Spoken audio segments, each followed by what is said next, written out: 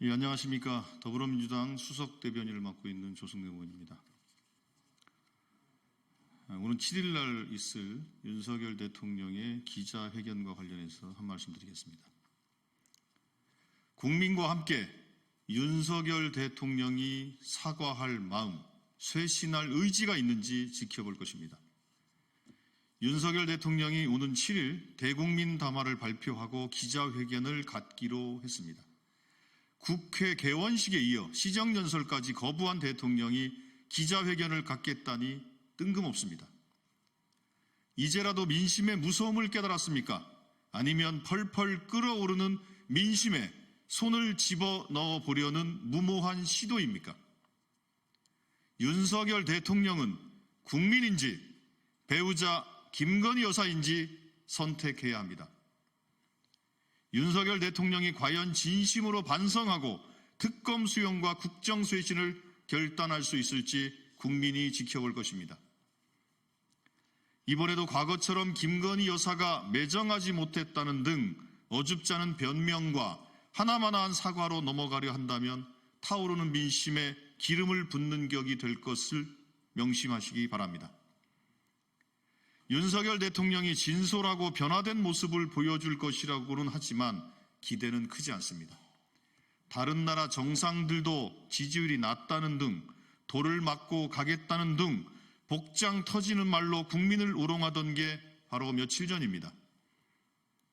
더욱이 대통령실은 한동훈 대표가 요구한 대국민 사과, 참모진 전면 개편 등에조차 선을 긋고 있다고 합니다. 하물며 특검 수용은 언감생심으로 보입니다.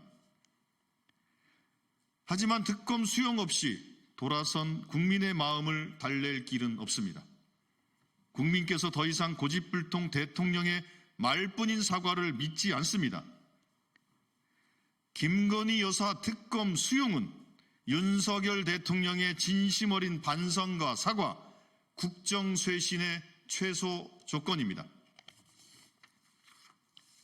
공천 개입, 공천 거래, 여론 조작, 국정농단, 대선 기간 불법 사무실 운영 등 대통령 부부를 향하는 의혹은 무엇 하나 가벼운 것이 없습니다. 그동안 쏟아낸 거짓말도 가볍지 않습니다. 대통령 부부를 둘러싼 각종 의혹과 거짓말에 대해서도 국민이 납득할 수 있는 해명은 말만으로는 불가능합니다. 오직 특검의 공정하고 엄정한 수사만이 국민을 납득시킬 수 있을 것입니다.